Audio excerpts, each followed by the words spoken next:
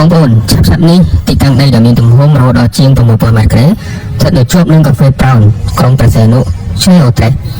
នឹងលេចរូបរាងអគារខុនដូដ៏ល្បីឈ្មោះមួយដែលមានកម្ពស់រហូតដល់ជាង30ជាន់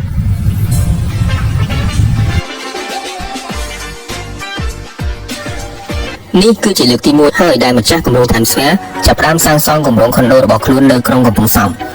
ប៉ុន្តែសូមបញ្ជាក់ថានេះមិនមែនជាគម្រោងទី1ដែលគាត់បានសាងសង់នៅកម្ពុជានោះទេ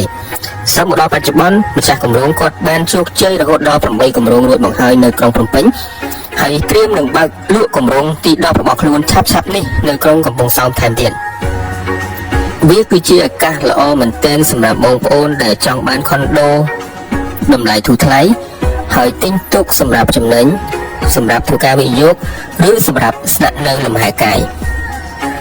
យើងខ្ញុំនឹងធ្វើការផ្ដល់ជូនសម្រាប់អតិថិជន40នាក់ដំបូងដែលបានតាក់ទងឬតំណាក់លេខនៅក្នុង page មួយនេះ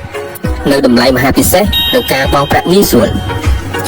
ដូច្នេះសូមកុំឲ្យឱកាសដ៏ល្អនិងកម្រមួយនេះរំលងហួសឲ្យសោះ